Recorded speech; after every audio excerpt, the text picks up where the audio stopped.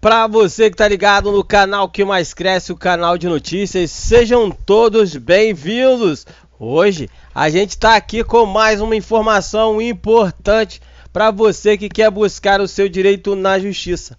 É isso mesmo, nós estamos aqui no site agora.foliuol para explicar para você como agora está sendo mais rápido buscar sua revisão de aposentadoria, pensão ou benefício do INSS através dos juizados federais. De que forma você pode obter também essa agilidade, o que você precisa fazer e como você tem que buscar esse direito na justiça. Se você tiver alguma dúvida, você já sabe, é só deixar o seu comentário no nosso vídeo, se inscrever no canal e clicar no sininho para a gente poder responder e você ser notificado com a resposta à sua pergunta. Se você quiser compartilhar o conteúdo com seus amigos nas redes sociais, faça isso à vontade. O canal de notícias todo dia tem apoio dos nossos amigos advogados que estão sempre dando aquela moral pra gente nas nossas matérias, ok? Então presta atenção na matéria aí que nós vamos desenrolar tudo pra você.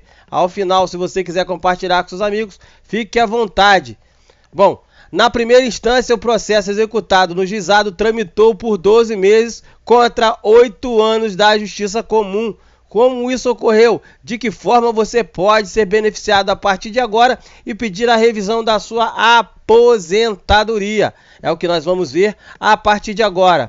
Bom, a atualização anual do valor máximo de causas aceitas no JEFs, que são os juizados especiais federais, que nesse mês passou a ser de R$ 62.700, amplia os atrasados que podem ser cobrados por segurados do INSS em ações para revisões ou concessões de benefícios previdenciários. É isso mesmo, para que nesse caso aí quem tem direito a retroativos acima desse limite equivale a 60 salários mínimos, ou seja, o valor de hoje é de R$ 1.045, você precisa optar pela ação no JEF, em vez de ir à Justiça Federal Comum. Significa abrir mão de dinheiro em troca de uma provável antecipação da conclusão do processo. A troca é possível até mesmo para quem já iniciou a ação.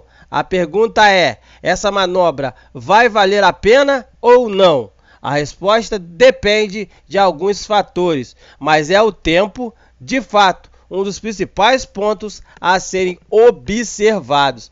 O estudo da CNJ, que é o Conselho Nacional de Justiça, sobre o estoque de processos judiciais de 2019, apontou que, entre as ações que ainda estavam pendentes ao final de 2018, o tempo médio de tramitação de uma execução na primeira instância em juizados federais foi de 12 meses. Nas varas federais, ou seja, Justiça Comum, a espera registrada foi de 97 meses, ou seja, 8 anos e 1 mês.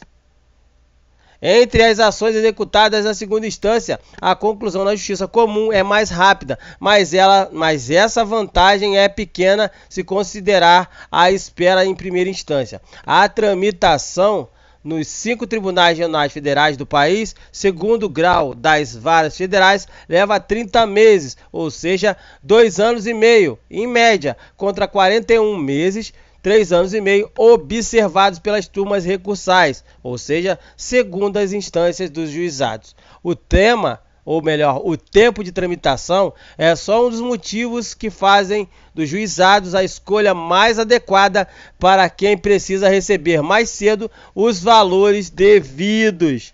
É isso mesmo, os valores devidos à Previdência Social. Após a conclusão do processo, ainda é necessário esperar a emissão dos títulos da dívida judicial e também, nesse caso, a demora para os processos que correm na Justiça Comum é muito maior. Isso ocorre porque as dívidas dos órgãos da União pagas na Justiça são quitadas por meio de duas formas: para valores acima de 60 salários mínimos, como são as causas julgadas na Justiça Federal Comum, o título emitido pelo governo recebe o nome de precatório e ele só é pago uma vez por ano. A regra determina que um precatório com autorização judicial para o pagamento confirmado no intervalo de 12 meses que antecedem o dia 1º de julho pode ser depositado ao beneficiário até o final do ano seguinte. Caso o governo utilize todo o prazo que tem, e ele vai fazer isso, para quitar o débito, a espera para o depósito pode chegar a 2 anos e meio. Dívidas abaixo de 60 salários mínimos são pagas por meio dos títulos chamados de RPVs, que são as requisições de pequenos valores. Uma RPV é depositada para um credor no mês seguinte à autuação. Apesar, nesse caso, de importante, a espera não é tudo na hora de decidir entrar ou iniciar a ação contra o INSS na vara ou em um juizado. A jurisprudência, ou seja, o conjunto de decisões tomadas pela maioria dos juízes sobre o tipo de direito a ser requisitado, também deve ser considerada ao escolher entre juizado ou vara. Segundo o advogado Rômulo Saraiva, há situações em que a interpretação é mais favorável ao segurado na justiça comum. Comenta, a escolha também deve considerar em que ponto a ação está, uma vez que o melhor momento para a decisão é antes de entrar com a ação na justiça. Quando o processo já está em recurso, a troca da vara pelo juizado pode resultar em prejuízos que irão além da limitação do valor dos atrasados. O procedimento envolve a desistência da ação e, a depender da avaliação do juiz, quem pede o encerramento do caso pode ser obrigado a pagar as custas processuais e os honorários da parte contrária em sucumbência. O risco de prejuízo é menor se a desistência ocorre no início da ação, antes que o INSS seja notificado a apresentar sua defesa.